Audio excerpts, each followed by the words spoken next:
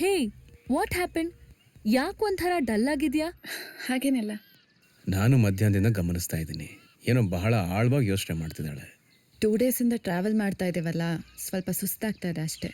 ವಿಷಯ ಅದಲ್ಲ, ನಾನು ಹೇಳ್ತೀನಿ. ಅವಿ ನೋ, ಅವ್ನು ಅವಿ ಪ್ಲೀಸ್ ಹೇಳ್ತಿದ್ದಾನಲ್ಲ, ನೀನು ಸುಮ್ಮನಿರಮ್ಮ. ಸರ್, ಆ ಥರ ನೀನು ಎಲ್ಲ ಸುಮ್ಮನೆ ಇರು, ಏನಿಲ್ಲ. ನಾನು ಹೇಳ್ತೀನಿ. ಅವಿನಾಶ್, ನೀ ಹೇಳಪ್ಪ. ಇವತ್ತು ವಿಜಯ್ ಬರ್ಡೇ. ಯಾವ ವಿಜಯ್? ನಮ್ಮ ಮೇಡಮ್ ಅವರು ಓಹ್ ಓ, ಪಾಂಡಿಚೇರಿ ವಿಜಯ್. ಅದಕ್ಕೆಲ್ಲ ಬೇಜಾರು ಯಾಕೆ?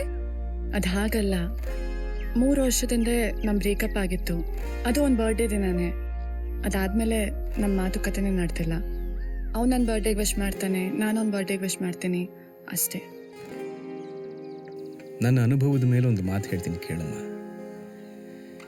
ನಾವು ಪ್ರೀತಿಸಿದವರು ನಾವು ಅವ್ರನ್ನ ಪ್ರೀತಿಸೋರ್ಗು ಮಾತ್ರ ನಮ್ಮ ಜೊತೆ ಇರ್ತಾರೆ.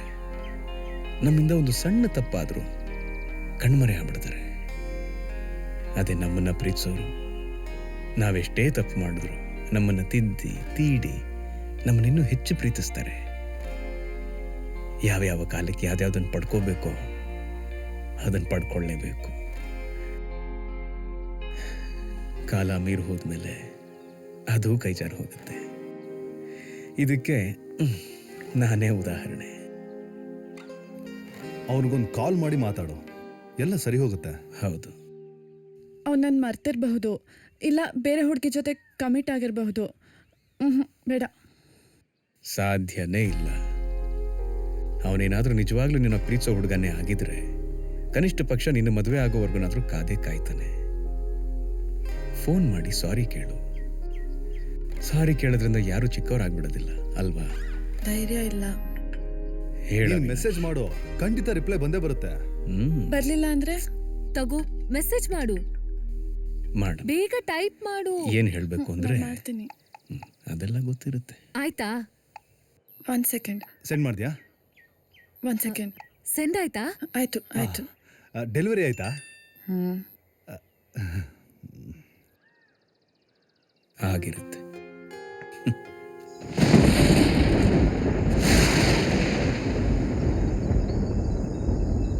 ಮೆಸೇಜ್ ಡೆಲಿವರ್ ಆಗಿದೆ,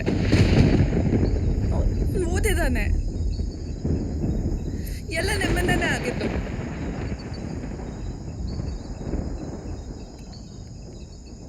ಅವನಿಲ್ಲಿ ಬರಲಿಲ್ಲ ಅಂದ್ರೆ